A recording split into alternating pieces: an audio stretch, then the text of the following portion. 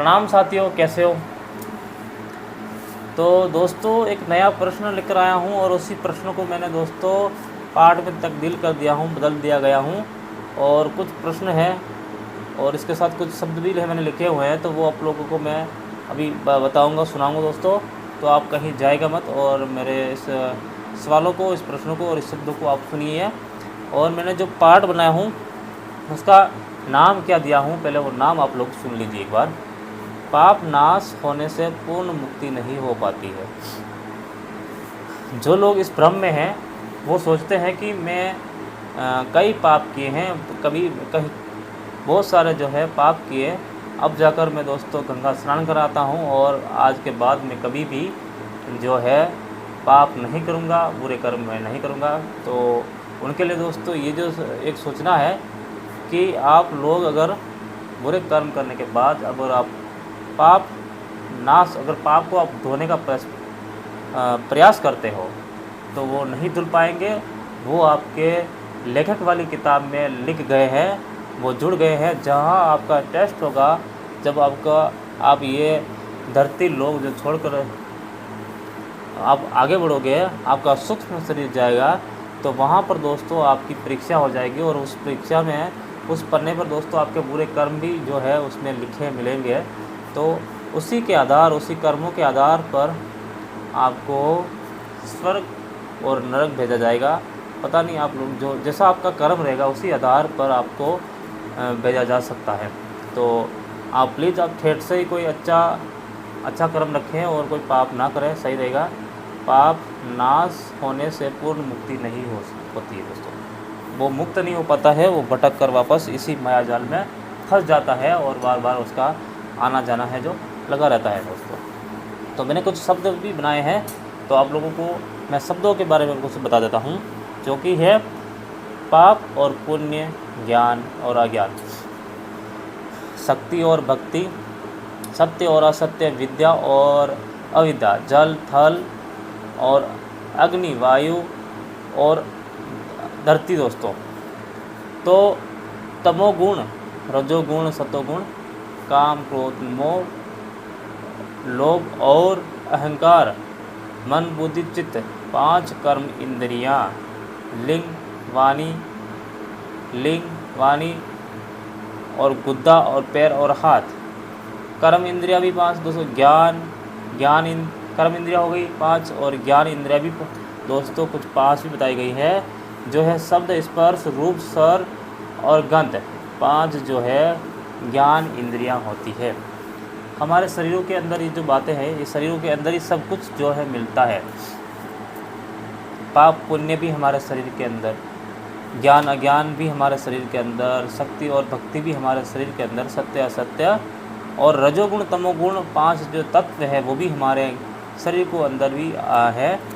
और ये जो काम क्रोध लोभ मोह और अहंकार, मन बुद्धि चित्त, ये भी हमारे शरीर के अंदर ही है दोस्तों। 5 कर्म इंद्रिया, 5 ज्ञान इंद्रिया भी हमारे शरीरों के अंदर बाहर ही है। और 5 प्रांत अप्रांत, समान, प्यान, धान, कुम्भ और धनंजय, क्रिकिल, नाग और देवधर, जीव और मूल प्रकृति। तो दोस्तों ये 25 जो तत्व है, 25 जो शब्द है टोटल, ये हमारे शरीरों के ऊपर और शरीरों के अंदर ही कुछ बताए गए हैं। तो ये जो है, इसको अगर हम अच्छे से समझ जाएंगे और इसको अच्छे से हम ज्ञान इसका प्राप्त कर लेंगे, तो दोस्तों हम वहाँ तक जा सकते हैं जहाँ हमें जाना चाहिए दोस्तों, जहाँ से हम लोग आए हैं, जहाँ पर कोई जन्म और मरण नहीं होता है। ठीक है दोस्तों।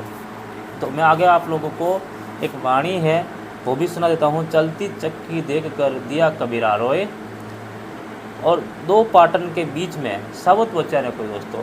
तो ये तो सरल एक वाणी हो गई। आप लोगों को इस बात के बारे में समझ में आ गया कि जो चक्र है ये माया का चक्र है। चक्र दोस्तों ऐसा हो गया ना कि लोग जन्मते हैं और मर जाते हैं, लोग जन्मते हैं और मर जाते हैं, यहाँ पर कोई बच नहीं रहा है। ऐसी चक्की है दोस्तों जहाँ पर सब पिस रहे हैं, सब पिस रहे हैं, कोई भी नहीं बच रहा दोस्तों। ऐसा आप समझ लो कि एक गन्ना जो निकालने वाली मशीन है, 2 पार्ट है, ऊपर और नीचे उसके पार्ट हो, बीच में उसको गन्ना को डाला जाता है और उसका जो रस है वो निकल जाता है। और चारों ओर दोस्तों दोनों की तरफ हम अगर देखेंगे तो दीवारें बनी हुई है। उसी तरह बड़ी बड़ी दीवारों को बनाया गया है और बीच में दोस्तों हम इंसानों को ढकेलते हैं, कोई न कोई ऐसा ढकेलता है और वो जो चक्की चलती रहती है और उसमें पीस पीस कर उधर चटनी आटा जो भी है वो निकलता रहता है दोस्तों। तो ये जो माया चक्की है ये कभी बंद नहीं होने वाली है, चलती रहेगी। इसीलिए दोस्तों इसमें चलती चक्की देख कर कबीरा दिया रोए, मतलब जो परमात्मा है, कबीर साहब है जो कि मानते हैं कि लोग कहते हैं परमात्मा जो है यहाँ पर रो रहे हैं इस चक्की को देखकर। आश्चर्य की बात ये भी हो सकती है कि परमात्मा ने सब कुछ बनाया, परमात्मा ने ग्रह बनाए, अलग अलग पिंड बनाए, अलग अलग ये जो है ग्रह उपग्रह बनाए, तो फिर भगवान उस चक्की को बनाए होंगे उस, और फिर वो भगवान स्वयं क्यों रो रहे हैं? क्यों? जो चीज़ बनाते हैं हम लोग उसको देख कर क्यों रो रहे हैं? उसको निष्कर्ष क्यों नहीं कर पा रहे हैं?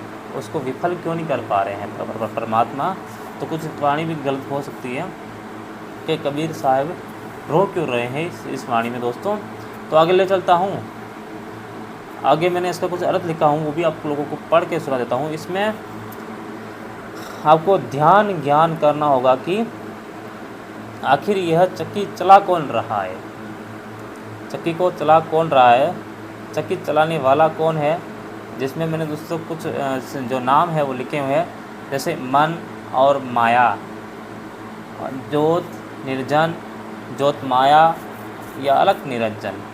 ठीक है दोस्तों, तो ये जो कुछ मैंने नाम दिए गए हैं इसमें से कौन चला रहा है आप लोग कमेंट करके मुझे बताइए। चलो एक वाणी और भी है उसमें भी मैं आप लोगों को पढ़ के सुना देता हूँ।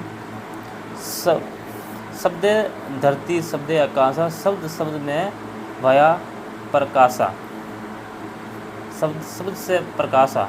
ठीक है, सकल सृष्टि शब्द के पाछे, नानक शब्दों घट घट अच्छा। दोस्तों जो अब ये यहाँ पर एक चीज़ बताई गई है कि प्रकाश जो है हर घट में विराजमान होता है। और जो ये जो बात है ये वैज्ञानिक भी इस बात को मानते हैं कि हमारे शरीरों के अंदर एक ऐसी ऊर्जा है, एक ऐसा करंट है, एक ऐसी बिजली है जिसकी वजह से हमारा शरीर चलता है। और अचानक से जो बिजली है वो चली जाती है, वो जो ऊर्जा है वो कहीं चली जाती है कि इंसान ख़त्म हो जाता है, मर जाता है दोस्तों। तो शब्द से और शब्द से, और ये जो चीज़ें बनी दोस्तों, ये जो चीज़ें बनी हुई है ये शब्द से बनी हुई है। धरती भी शब्द से बनी हुई है और आकाश भी शब्द से बना हुआ है। और जो घट घट में जो है जो प्रकाश रमता है वो भी शब्द के माध्यम से ही बना हुआ है। तो दोस्तों मुझे ऐसा लगता है कि शब्द जो है पहले शब्द नहीं था और उसके बाद जो है शब्द को बनाया गया था और बनाया गया हो सकता है, और फिर बाद में जो है शब्द ने ही सब कुछ बनाया है। जो हम आज अपनी आंखों से देखते हैं ये शब्द ने बनाया है। और शब्द जो है वो अशब्द का